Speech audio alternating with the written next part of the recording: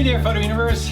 All right, so Pentax has announced the 24-70 which is going to be a rebadged Tamron lens.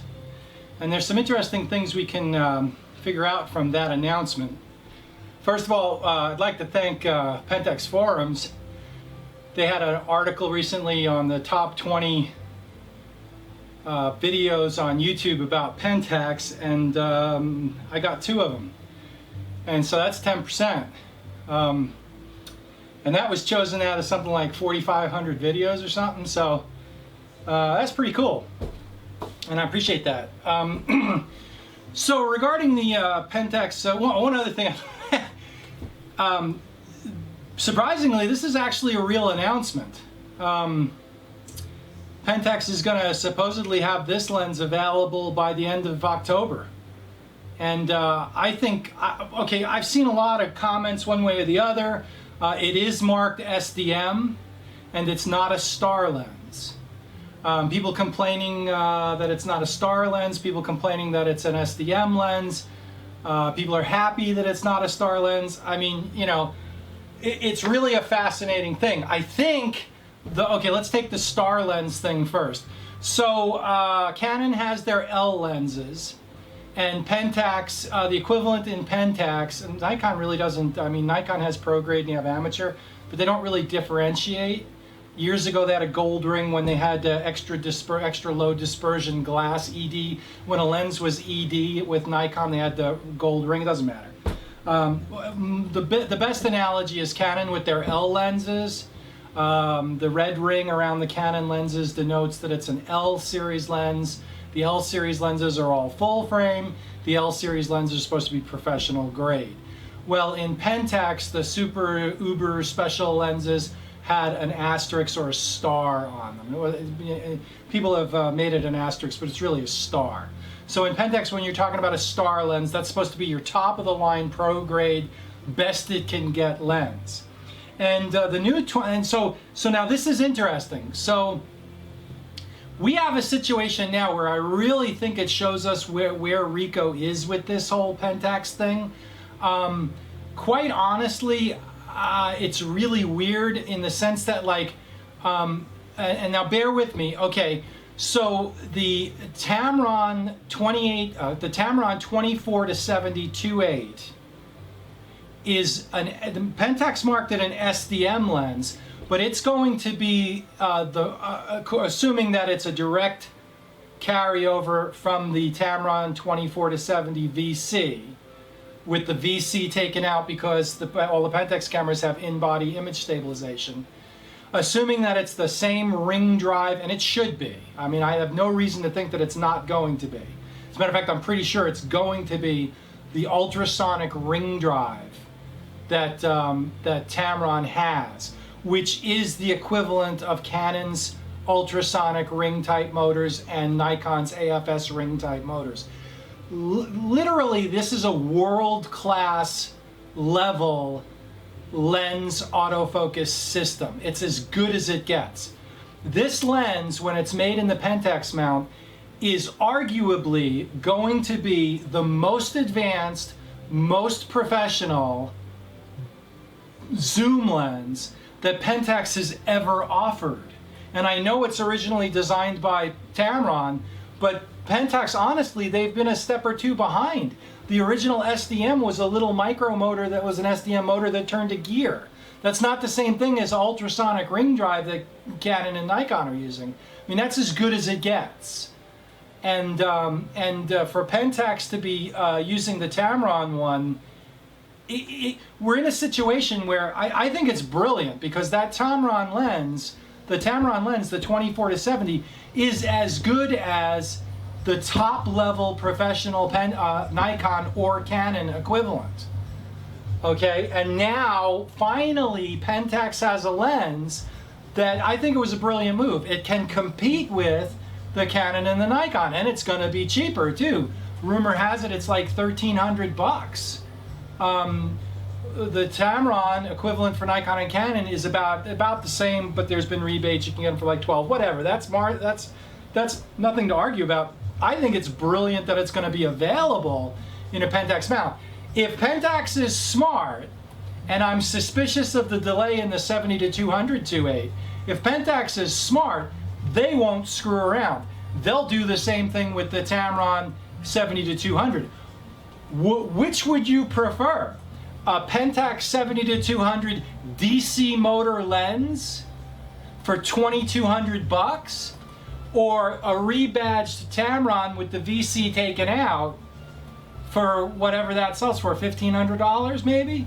I'll take the ring type motor drive in the Tamron VC, rebadge it Pentax, put the Pentax color balance and coatings on it. I'm down for that. That would be brilliant. So screw that DC motor 70-200. I mean, basically that's like, you know, a step below Canon and Nikon's ring type drive. Okay, which leads us to the next thing, and you know, an interesting point. So we've got a rebadged Tamron lens that's going to be arguably the best zoom lens that Pentax, most professional, most advanced zoom lens that Pentax has ever offered in the K-mount, and it's not a star lens because it's rebadged. I mean, that's hilarious. I kind of get it, I kind of don't. I think it kind of shows that Ricoh really doesn't give a damn. They don't understand the star lens thing. I don't know what to make of that. I mean, for all intents and purposes, that should have been a star lens. It's a constant aperture 2.8 ring type drive. If the quality and the reports and the reviews of the Tamron carry over, it's a world-class sharp lens. So arguably probably one of the sharpest lenses and one of the best 24-70s. Well, it was the only 24-70 Pentax will have ever had, I think. But seriously, I mean, Ricoh should have made that a star lens. Maybe it was part of the agreement with Tamron that allowed them to sell it. I don't know. I don't know the ins and outs of it. I find it interesting that it's a star lens. I also think Ricoh's a little fuzzy on their red ring concept. So it's going to have SMC coating, it's got a green ring on it, and it's not going to have the new HD coating. There seems to be a certain lack of consistency in Ricoh's marketing. I'll put it to you that way. Do I really care? No, I don't really. They're still turning out good products. They're turning into the value brand again, which makes sense. I mean, in the sense that, like, I just dropped about $5,000 on Canon equipment. And basically, I have one pro body and two amateur bodies, and a bunch of second level pro lenses, the f4s. Okay, $5,000 in Pentax land would buy me a pile more gear, or I could have accomplished the same thing in Pentax land right now. I mean, pretty much it's fire sale prices on all the APS-C Pentax stuff, and I get that. But I could have accomplished the same thing in Pentax land for like $2,500 for half the price.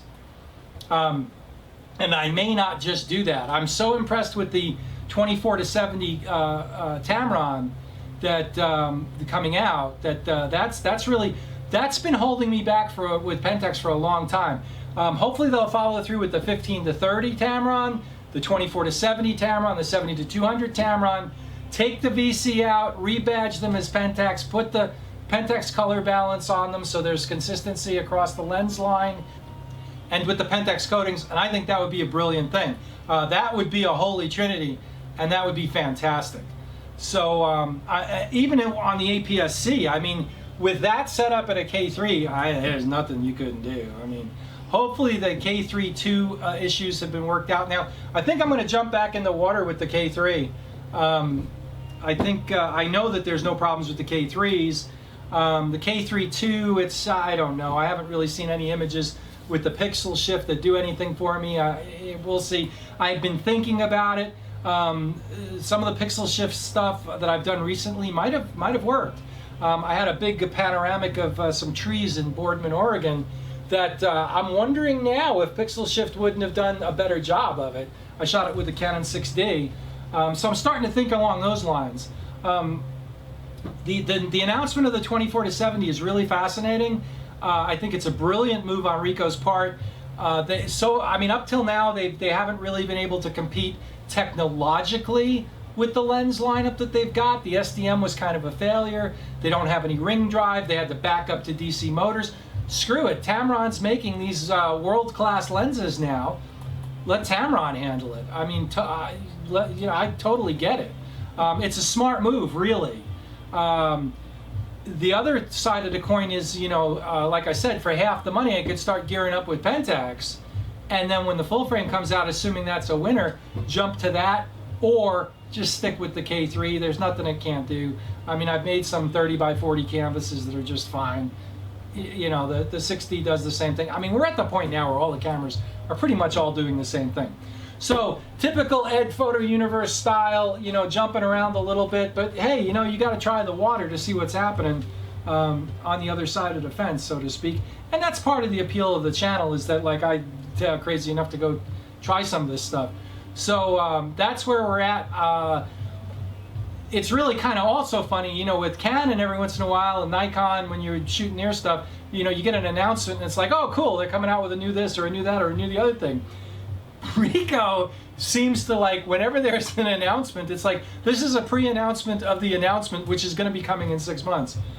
Come on, guys. Just shut up until you've got something to release, okay? Even if it's like once a year, whatever, right? Good enough. So anyway, well, that's it with Photo Universe. Thanks again to Pentax Forums. We appreciate it. And thanks to everybody who's watching my opinions on Pentax. I do appreciate it. Have a good one. Thanks. Bye.